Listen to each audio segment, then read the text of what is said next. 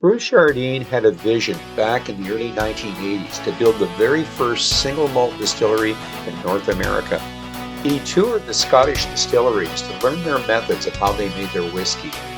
Glenora Distillery became his mentor and helped him with the necessary knowledge and find the necessary equipment to start his distillery. Glenora made it more affordable by selling them some of their own used equipment. With that, Bruce and his partner started construction of the distillery, and whiskey production started in 1990. The distillery should have done well if it wasn't for the lawsuit that was launched by the powerful Scotch Whisky Association, and that was over the use of the word Glen in their distillery name and their whiskey. After a long, costly court case, David did beat Goliath. In celebration of their victory against the SWA, Glenora launched a 15-year-old whiskey called Battle of the Glen. Since 1995, Lockie McLean has been in charge of Glenora Distillery. Like Bruce Jardine, he has Scottish ancestry and a passion for making single malt whiskey. The distillery is located in the Highland area of Cape Breton, Nova Scotia.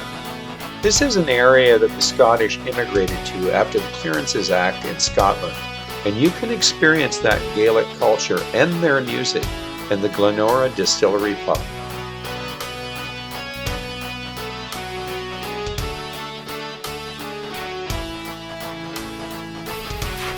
Well, welcome to Noel's World of Whiskey, and I am going to finish off this trilogy of Canadian single malts, and there was a couple here that were the first that were in Canada, actually North America, and we did, of course, one that was not the first, but one that I actually just toured yesterday, and I did the review a week or two ago.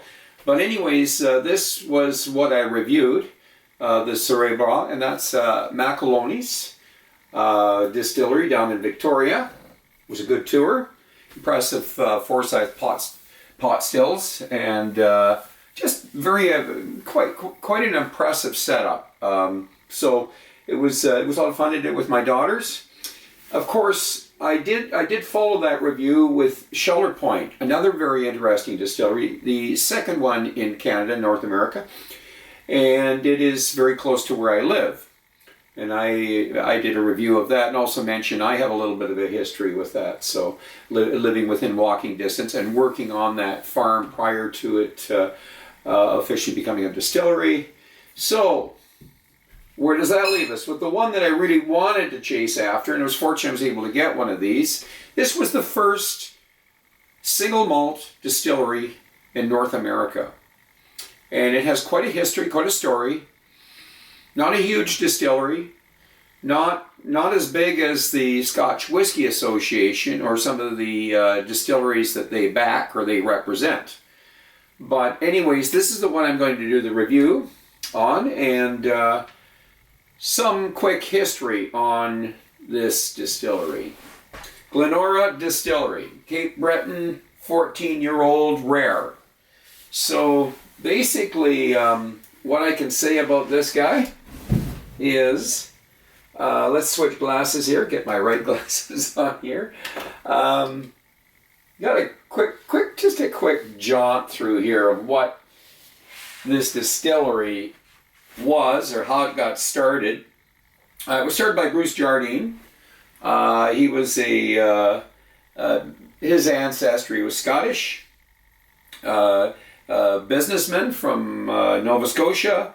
And he basically, up in the Cape Breton area, which was a very Scottish influenced area because a lot of the Scottish farmers during the Clearances Act were booted off their farms. And many of them did come to Canada and the States, and a lot of them, like the Highland area of Cape Breton, probably remind them of home. And they settled there. So they settled there with their culture, their Gaelic tongue, and their music, their dances, their jigs. As I used to play a few of them. And Bruce Jardine wanted to. He had the idea. It's time to have not a Scotch, a single malt distillery, because we can't use the word Scotch. It's got to be in Scotland. So to start a single malt distillery in Canada, he searched the Cape Breton area there for the best spot. He got together with other businessmen. He went to Scotland, and he actually, he toured Scotland, and then, most of the information he got from different distilleries helped him understand what his challenges were. And then he got involved with Bowmore. And Bowmore ended up being his mentor, his education. They set him up with the pot stills, the mash tun washbacks. They didn't have the financing to go new. So they got Forsyth to rebuild the Bowmore ones, because I think Bowmore was changing up at that time. And they were able to get enough mentorship from Bowmore and enough help in the purchasing of the equipment to get a start. Not cash rich, Bruce Jardine and his partners. But anyways, he did get the construction started, and I believe it was 1990 is when production started. And they basically they went through some big challenges during that time. The Scottish Whisky Association decided that anything with the word Glen in it is infringing on the Scotch Whisky Association's protection of the Scotch name, and also the fact that only Scotch can be produced in Scotland, and anybody that infers, even not using the word Scotch, because there's nowhere on this bottle you're going to see Scotch. Doesn't exist on this bottle. And also, it does say North America's first. So it's telling us it's in North America. North America's first single malt whiskey. So I will show you this. So there you are, North America's first. And what's interesting here is that they still went after Glenora Distillery. And it was sort of a David and Goliath. The Scotch Whisky Association is huge. They represent some of the biggest distilleries and companies in Scotland. And so the battle ensued. It went through the courts. At one stage, I believe they did lose, but then it went to a higher court, and then they did win. And I believe that in the end, the lawyering was in favor of the Canadian company being able to retain the name. But there's a cost to everything, and financially it almost sunk the distillery. And of course, what happened then was we had a change, and I believe Bruce Jardine, his health was slowly going, and we had a change in the running of the operation. I think it went through Gary Widmeyer for 3 years, but eventually there was a businessman, and he was also a Scottish background. His name was Victoria Macaloney. He was from Bedford, and he basically, with his group, took over the business, which had really, it needed that kind of financial backing. And he was able to get it up and running and finish the battle with the SWA, the Scottish Whisky Association. So they came out victorious, and in the end, though there was a financial cost. There's some humorous cartoons and that on the Scottish Whisky Association. I mean, they're good for Scotch. They're good for Scotland.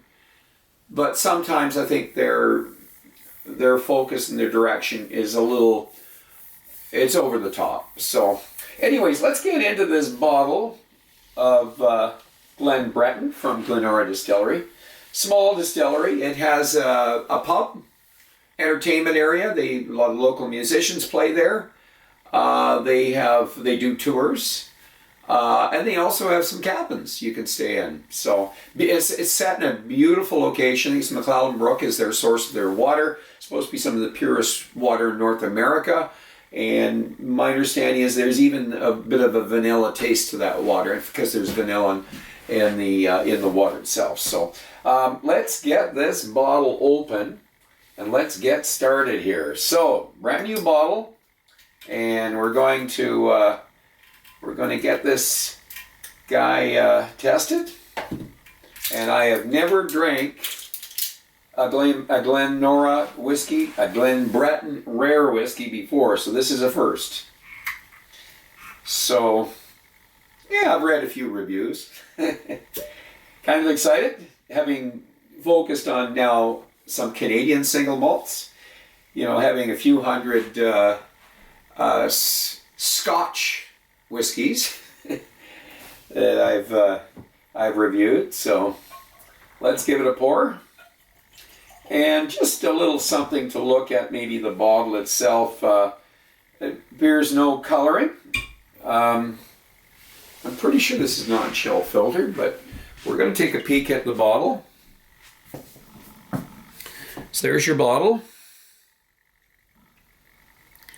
And just give you a good look at it there, and then the clarity of it there. So yeah, it not sort of a tea, almost a tea color, eh? Amber, a light amber, but a light, very light color, so no coloring. Well, let's do the nose here. Oh my golly, we got a Scotch nose to this. Oh, I used the word Scotch. I better watch it. I might get sued by the SWA here. It's got a Canadian single malt nose. We got some oak happening. You don't usually identify oak right off the bat, but it's got a little sourdough. It's got a little, even bit of graham flour. Yeah, the floral notes are there. I'm going to say strawberries. A little bit of our vanilla coming on here, vanilla and honey. Beautiful nose. So, the interesting thing about this first production on this was 2000, I believe. They finally got it in 2000. But one of the big things when you get a distillery like this going, you know, it's not making money. You're trying to get this stuff over 3 years in Canada, so you can at least call it whiskey. So what do you do for those first 3 years, you know? If you're going to sell it like Macaloney's and not call it whiskey, you better get some color to it, natural color, and have it taste like good whiskey that's under 3 years old. But they did something different. My understanding is they had their barley shipped over from Scotland. They had this deal that they did with Bowmore, where they used Bowmore casks of whiskey and they vaulted it with their whiskey, and this really helped. It really helped their finances at first, because they fighting the SWA, starting up a distillery. You know, there was definitely cash flow issues. So, but their success in 2000 was their first bottling. Then they came out later. They had the 10, the official 10. I think I mentioned the 10 was, I believe the 10-year-old expression was probably 2003, the Glen Breton 10-year-old. Yeah, that would have been their flagship.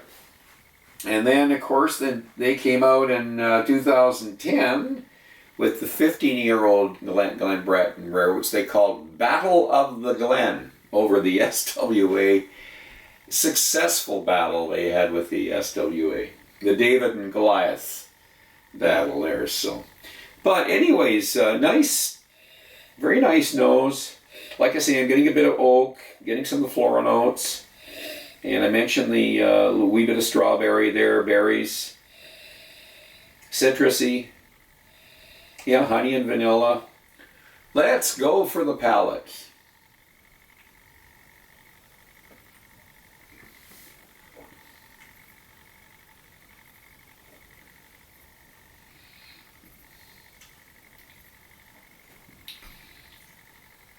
It's got a sweetness. It's got spicy and sweet. I'm going to say, I mentioned the wood, and I think that's part of it. Is the we're getting a bit of the spice from the wood, but we're getting the honey and the vanilla, a mix of honey and vanilla. Berries. I'll stay with the strawberries.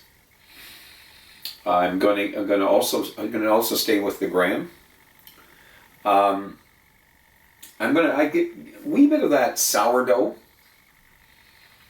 and it has a nice. This is a 43 ABV, but it's hanging on the tongue. It's definitely hanging on the tongue. I'm going to see if we can get some legs out of this here for 43 ABV. Let's see what we can do here. You should be able to see the legs there, so hopefully we get the focus on the legs. I can see them from here, so I'm hoping I'm getting them there, because I can definitely see them there. I'm going to call it the finish.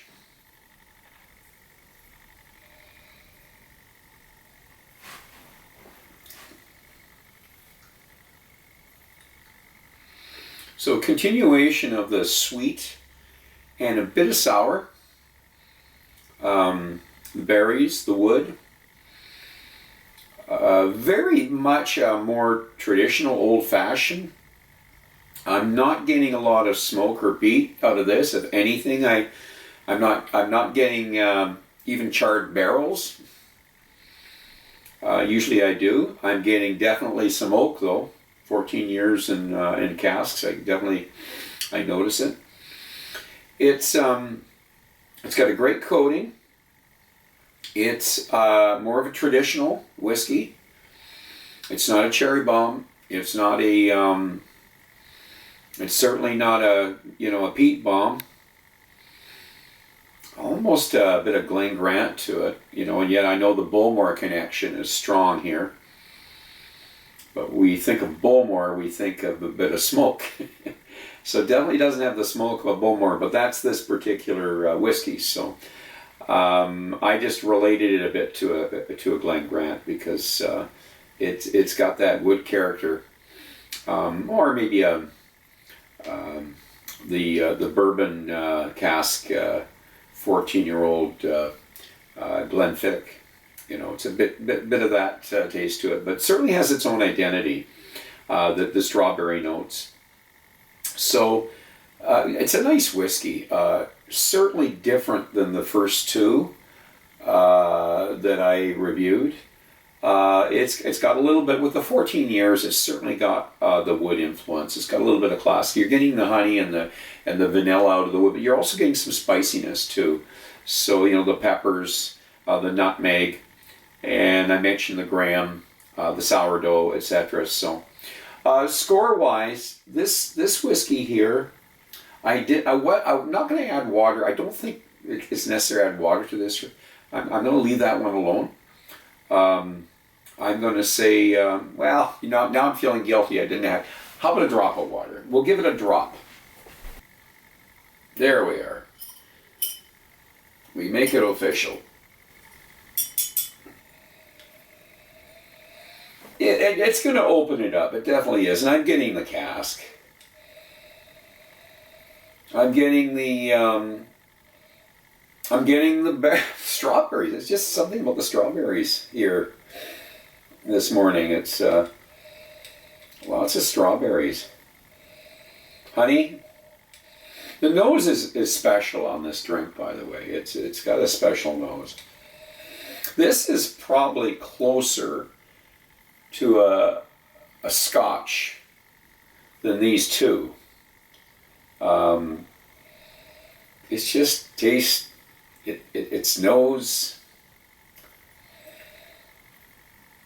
very much like some of my some of the traditional Scotches that I've had. Okay, with water.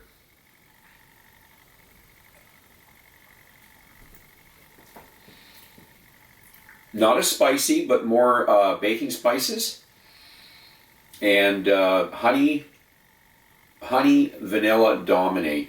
Butterscotch. Yeah, butterscotch. So now we're getting more.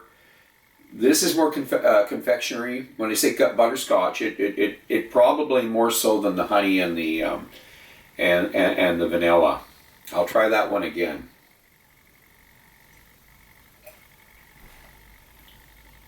Oh yeah, candy, butterscotch. So, you know what? I wasn't going to add water. Now I'm feeling guilty because really I should have, because I did read in some of the reviews not to add water. I don't know what they missed. Maybe they put too much water. That can happen. You saw what I put in. I just put a drop in. Try it. It actually really, it gives you a little bit different drink. It really opens it up. Now, something like this should really sit in your glass for a while. It's 14 years old. I opened it up. I went right into the review. Not really a smart idea. I would probably want this to sit for a while in the glass and give it a little more time.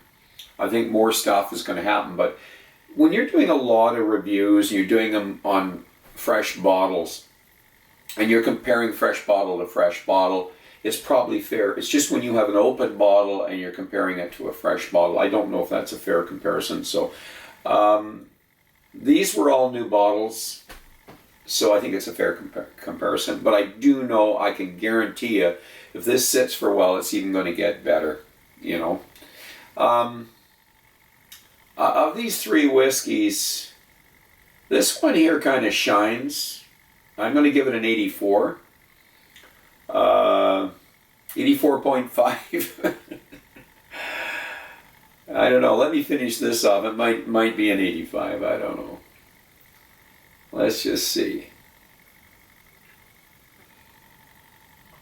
Boy, as I was doing my palate, my nose was getting that. It's such a beautiful. It's an 85. Let's make it an 85. Really opened it up. Really is a nice whiskey. I gave you sort of comparison with a couple of scotches that I've had. It's definitely with the 15, with the 15 Glen Breton, even the 18, there's some similarities. I did mention the bourbon cask there with Glenfiddich. I think that's at 14. I'm pretty sure it is. But it might be closer there because it's a 43. But it's a player. This one's a player. And, of all the Glenfiddichs, by the way, I mean, I do like the 14 bourbon more than a lot of the others. That's one of my favorites. So this one here just sort of reminded me the Glen Grant and the though the Glen Grant is, I think, a 48, 50. So it's hard to compare the two, but good whiskey, 85, Canadian score on a single malt, first distillery in North America. So I'm going to ask you to drink wisely, drink intelligently, do not drink and drive. Until the next time, so long.